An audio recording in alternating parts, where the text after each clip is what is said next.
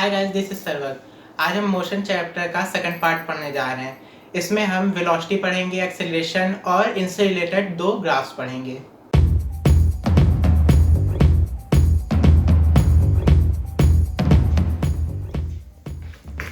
Hi guys, आप लोगों का कंटेंट ही मैं प्रिपेयर कर रहा था।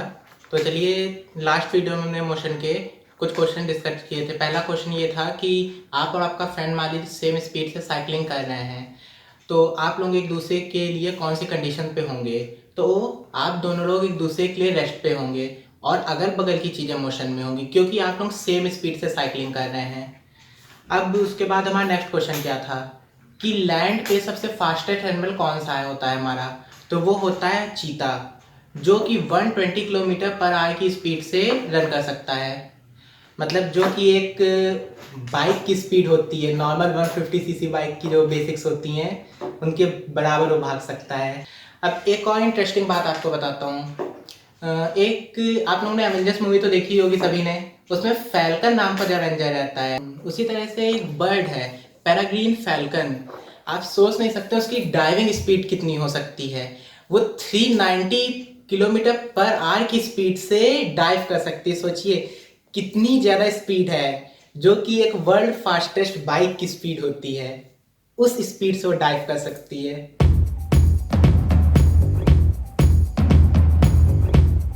चलिए फ्रेंड्स, वेलोसिटी जान लेते हैं क्या होती है।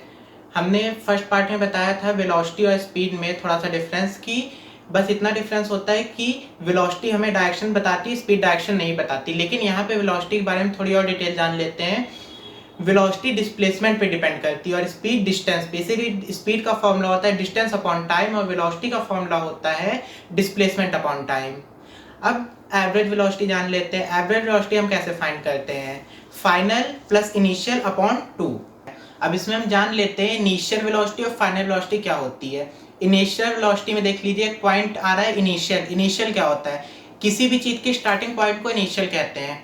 फाइनल जहाँ पे वो एंड होता है वो हमारा फाइनल होता है। अब इनिशियल और फाइनल वेलोसिटी की जान लेते हैं। इसमें देखिए, आप देखेंगे किसी किसी क्वेश्चंस में जो हम आगे बताएंगे आपको, उसमें देखेंगे इनिशियल वेलोसिटी 30 से स्टार्ट हो रही है और फाइनल पे जाके 50 पे एंड हो रही है। बट हम कुछ भी चीज़ स्टार्ट करते हैं, हमारे अब घर से अपने चलना स्टार्ट किए तो आप 0 से स्टार्ट करेंगे, तो आपकी इनिशियल वेलोसिटी 30 कैसे हो गई? डिपेंड ये यहाँ पे करता है कि ऑब्जर्वेशन, आपने उस स्पीड को कहाँ से ऑब्जर्व करना शुरू किया और लास्ट पॉइंट में कहाँ तक ऑब्जर्व किया। आपने जब 30 स्पीड पे पहुंचे तब आपने ऑब्जर्व करना शुरू किया, तो आपकी इनिशियल वेलोसिटी 30 आ रही है। और लास्ट ऑब्जर्वेशन आपकी क्या थी? जब आपकी वेलोसिटी 50 थी तब आपने लास्ट ऑब्जर्वेशन किया। जो स्टार्टिंग 30 पे ऑब्जर्वेशन किया वो हम इनिशियल वेलोसिटी ले लेते हैं और जो लास्ट ऑब्जर्वेशन आपने 50 पे किया वो हम फाइनल वेलोसिटी ले लेते हैं।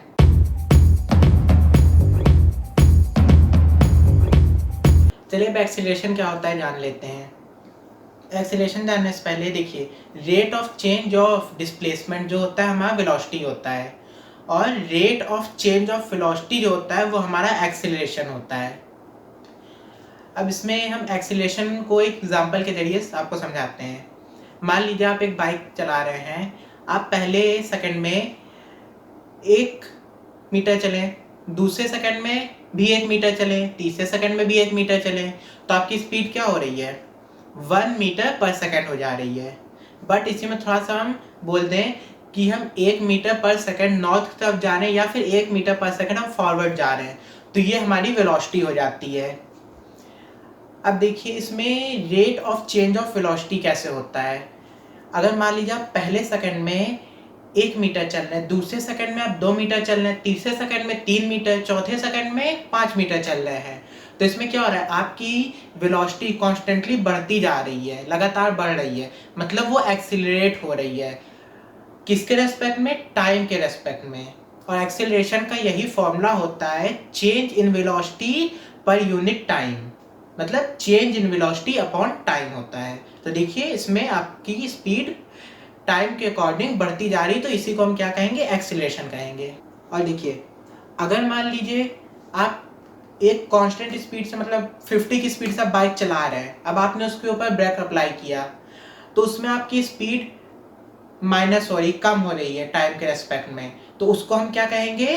रिटार्डेशन कहेंगे, और या फिर ये कहें नेगेटिव एक्सीलरेशन जो होता है उसको हम रिटार्डेशन कहते हैं। इसका मतलब है कि जब आप बाइक पे ब्रेक अप्लाई कर रहे हैं तो आपकी स्पीड धीरे धीरे कम हो रही है, तो वही हमारा नेगेटिव एक्सीलरेशन हो जाता है।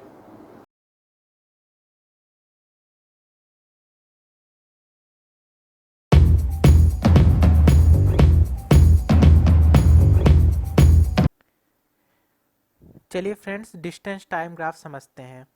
इसमें 3 पॉइंट्स समझेंगे। सबसे पहले कोई ऑब्जेक्ट टाइम के रेस्पेक्ट में किस तरह से अपनी पोजीशन चेंज करता है वो जानेंगे। दूसरा कि वो ऑब्जेक्ट अपनी यूनिफॉर्म स्पीड में चल रहा है कि नॉन यूनिफॉर्म स्पीड में चल रहा है ये जानेंगे। और ग्राफ में जो स्लोप गिवन होता है वो हमारा स्पीड डिनोट करता है। अब देखिए, फर्स्टली ये जो हमारी वाई एक्सिस है, दिस वन, ये हमारा डिस्टेंस बता रही है। ये सेकंड जो हमारी एक्स एक्सिस है वो हमारा टाइम बता रही है। अब इसमें आप देखिए, एक ऑब्जेक्ट जो कि ओरिजिन 0 0 से चलना स्टार्ट किया, वो फर्स्ट सेकंड में कहाँ पे पहुंचा, 1 और 2 के बीच में पहुंचा। सेकंड सेकंड में वो 3 और 4 के बीच में पहुंचा, और थर्ड सेकंड में वो 0.5 पे पहुंचा। आप अगर इसको ध्यान से देखें तो आप देखेंगे वो हर सेकंड में एक कांस्टेंट डिस्टेंस ट्रैवल कर रहा है, मतलब एक निश्चित दूरी तय कर रहा है हर सेकंड में। तो इसका क्या मतलब हो रहा है कि वो यूनिफॉर्म मोशन कर रहा है। और ग्राफ देखिए एकदम स्ट्रेट जा रहा है, तो इसका कंक्लूजन ये निकलता है जहाँ पे ग्राफ एकदम स्ट्रेट जाता है वो मोशन कौन सा होता है, यूनिफॉर्म मोशन। अब देखिए, ये ऑब्जेक्ट पॉइंट ए पे आके रुक गया, ठीक, लेकिन हमारा टाइम ये देखिए 6 पे आके रुका और टाइम चल रहा है। ये देखिए ऊपर टाइम हमारा चल रहा है, पर डिस्टेंस जो कि 10 है वहाँ पे वो रुका हुआ है, और टाइम हमारा लगातार चल रहा है। वो पॉइंट बी से चलना स्टार्ट किया दोबारा, वो यहाँ पे कितने सेकंड रुका रहा, 1 सेकंड, 2 सेकंड, 3 सेकंड, 4 सेकंड और 5 सेकंड वो रुका रहा, और डिस्टेंस 10 पे। अब वो पॉइंट बी से चलना स्टार्ट किया। अब ये वाला आप कर्व देखिए, यहाँ पे हमारी स्पीड ज़्यादा हो गई है क्योंकि देखिए टाइम कम ले रहा है और डिस्टेंस उसने ज़्यादा ट्रैवल कर ली। अब यहाँ पे देखिए ये वाला कर्व, यहाँ पे आप देखेंगे कि टाइम ज़्यादा ले रहा है बट इस कर्व के अकॉर्डिंग डिस्टेंस कम ट्रैवल कर रहा है।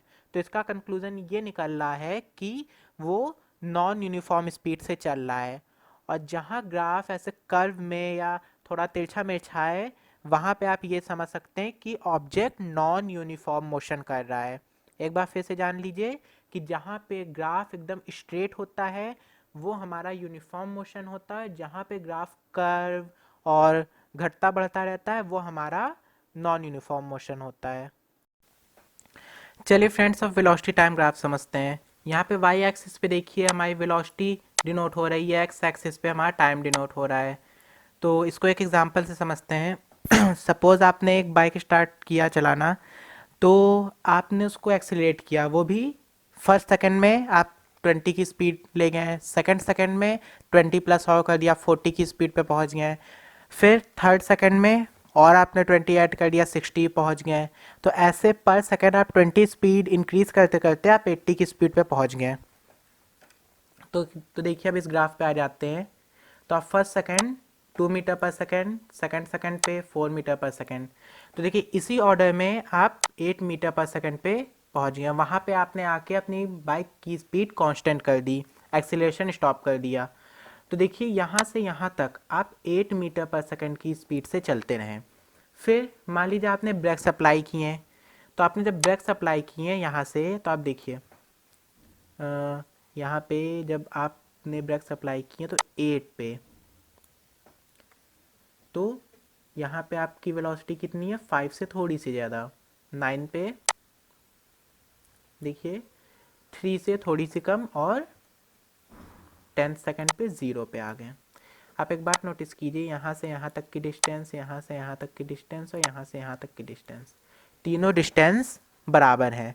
तो इसका क्या मतलब निकल रहा है कि आपका रिटार्डेशन या फिर कहें कॉन्स्टेंटली डी एक्सिलरेशन हो रहा है। और इसी तरह यहाँ पे ये डिस्टेंस और थर्ड सेकेंड पॉइंट ये, तो ये डिस्टेंस और ये डिस्टेंस सब आपस में इक्वल हैं, तो यहाँ पे एक्सीलरेशन जो हो रहा है वो भी कॉन्स्टेंटली हो रहा है। अब देखिए इसमें कुछ इम्पोर्टेंट पॉइंट्स हैं, जैसे कि मान लीजिए आपको इसमें डिस्प्लेसमेंट निकालने को बोल दिया जाए तो आप कैसे निकालेंगे। तो उसके लिए कुछ नहीं करना, आपको ये जो ट्रेपेजियम दिखाई दे रहा है OABC, आप इसका एरिया निकाल दीजिए। सिंपल फार्मूला जो होता है half into sum of parallel side into distance between them. आप जब इसका एरिया पूरे का निकाल देंगे तो जो एरिया आएगा वो आपका डिस्प्लेसमेंट हो जाएगा। ओके, अब देखिए एक बात नोटिस कीजिए, आपको एक्सीलरेशन करने में